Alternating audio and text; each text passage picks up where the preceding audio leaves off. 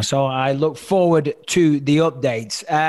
2021, as we just spoke about it and bored everyone to death about trying to better yourself. I'm looking at social media last night. I'm scrolling through Instagram, which is another one, by the way. There's another one. I'm using Instagram way less. I'm back on Twitter with a storm these days, but I'm not eradicating, but minimizing the social media. That's a big one. Live in the real world, not the virtual world. But last night, nevertheless, I was scrolling through. And our good old mate, friend of the show, exciting fighter. But it's fair to say that he's having some troubling times himself at the moment, is Mike Perry. I sent it through to you guys last night. It looks like, and I don't know, can we play the video? But it looks like he's kicked a door through and he's bleeding out very, very badly. You know, there's a massive gash on his Achilles tendon. Let's take a listen here. We got some sound, Brian. But he's led on the floor. You see there the window smashed. Here we go. We've got some sound. Ooh. And look at that. Jesus Christ.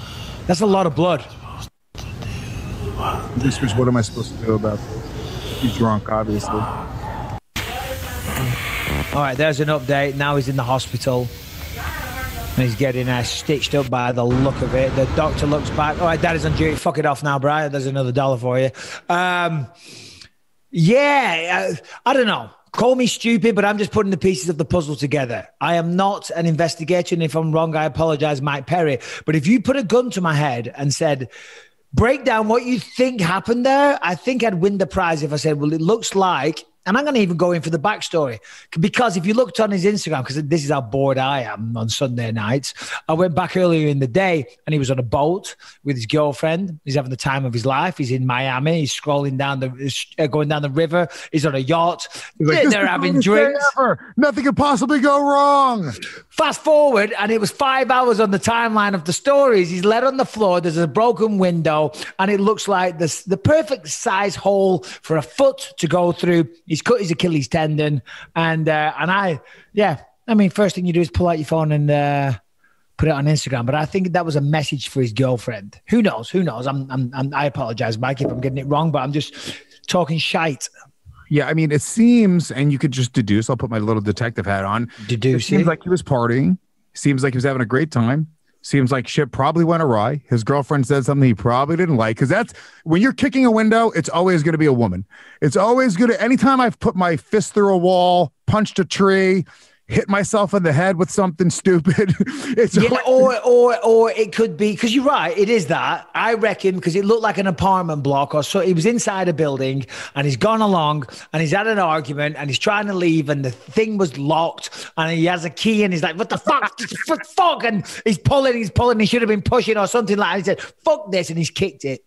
And he's kicked it in his venom, much like me, you know. Rule number 1, don't drink. Rule number 2, don't lose your temper. Rule number 3, don't kick glass windows like that. And he sliced himself open. Are you saying that your New Year's resolution is to not act like Mike Perry?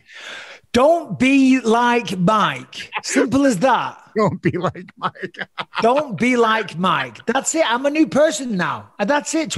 That's the old Mike. This is the new Mike. Mike Perry, if you're listening, give it a shot yourself. Let's see where this year takes you. Wasn't that a song in the 90s? I want to be like Mike. Don't want to be like Mike, I never heard that one. It was about Michael Jordan, I believe, right? Yeah. Rightly so. The great Michael Jordan. But yeah, listen. It was an old Gatorade commercial. Old Gatorade commercial. Thank you, Harrington.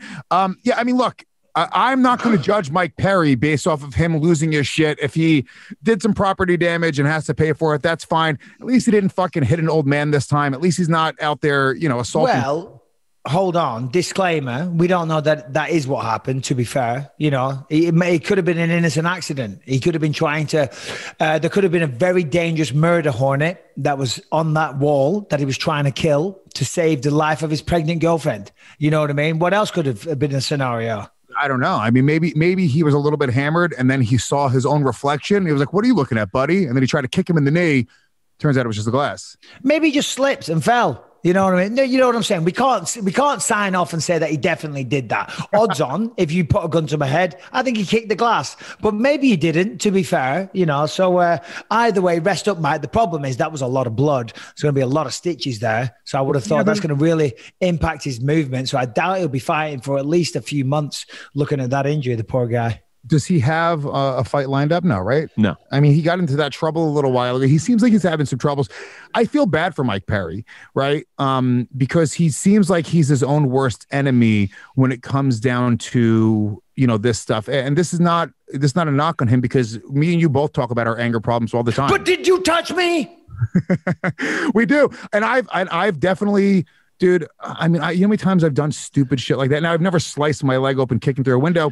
But I mean, I've definitely punched windows. I've definitely, like, when I was younger, especially, like, that would be the first thing I would do. Is I remember one time I was arguing with my girlfriend when I was like 20, and I just ran at a tree and punched it as hard as I could. A tree. Like, what was the end result? What do you think is my whole hand just shattered. I felt it in my forearm. I mean, for probably 2 years straight, I had pain in my hand. Yeah, but you looked like a badass. Oh yeah, dude. Those hippies that were around, they were like, whoa, this guy hates trees. Yeah. No, we've all done that. I used to. I mean, I don't mean punch the tree. I've never punched a tree, but I've punched a wall. I've done things like that. You know, unfortunately, I think I told the story before. You can see that's all broken there. You can't really see it from that angle, but whatever. Yeah, I punched a wall. Having a fight with Conrad one night. I've smashed up a wardrobe in my house. One night, a friend of mine, Burge, was fucking saying so much shit, and in the end, I just flipped and I smashed this wardrobe up, big antique wardrobe, grabbed a plant pot. We had this big plant. It was in a plant pot, and I grabbed the plant and just swung it. The problem was it just obliterated, and soil went everywhere all over the house. But that was back in 1999. You know, this is the 2021, Mike. Those days are dead, my friend. But Mike Perry, no judgment. We've all been there. I mean, look, the reality is it's easier. I'm just at such a different place in my life. It's kind of funny when I think about, like, punching a wall or like just like losing my temper that way. And I haven't done it in a really, really long time, but it does coincide with the fact that I'm just in a better place in my career. I'm in a better place mentally. There's like, it does. They say I'm not rich by any means, but they say money doesn't buy happiness, but not having to worry about where the rent is coming from at the end of the month will make you think twice about punching a tree. Yeah, but that's the main thing it will do. You know, I don't mean punch a tree, but having money alleviates those stresses. And of course, it allows you to do some things that give you short-term happiness, like buy some Blue Blocks glasses, or maybe go on vacation, go on holiday somewhere, have a nice car. You know what I mean? But the novelty wears off, and it doesn't really bring you true happiness. But it eradicates the arguments. As I say, when Rebecca and I first got together, anytime the bills came in, that's when we would argue. You know, anytime she was, in my mind, she was buying something we didn't need, I'd be like, what are you doing? We can't afford this. Because it's stressful, because you're going out, you're working your ass off, you're trying to provide for your family, and you haven't got enough money, A, to just cover the bills, but B, to have those nicer things. And you think, why am I doing this? You know, so money doesn't buy happiness, but it certainly eradicates a lot of stress. Not all stress, but a lot of it. Well, just here's the thing. There's like the money being an issue and being broke and worrying about where your next bills are coming from, or worrying about how you're going to pay for this. What it does is it puts you in a state of stress. So you're already stressed. So when some other, bullshit in life slaps you in the face, you're already sort of at, 90% of your stress level, and that will just push you over.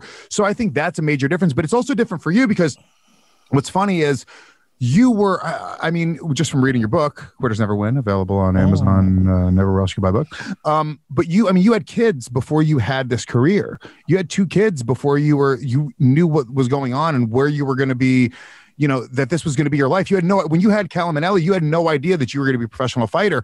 So I couldn't even imagine having that. Like when I had James, even though I wasn't making a lot of money at the time, I still had a vision, and I knew there was a path that I was going on. I was doing comedy, I was podcasting. This was going to be something that I did, and I was working it out. For you, it was sort of like you were sort of floating and you weren't really sure. So I could only imagine, because you feel like, fuck, dude, I got to provide for these kids. And that level of pressure is a whole other level that I think people don't understand unless you have kids.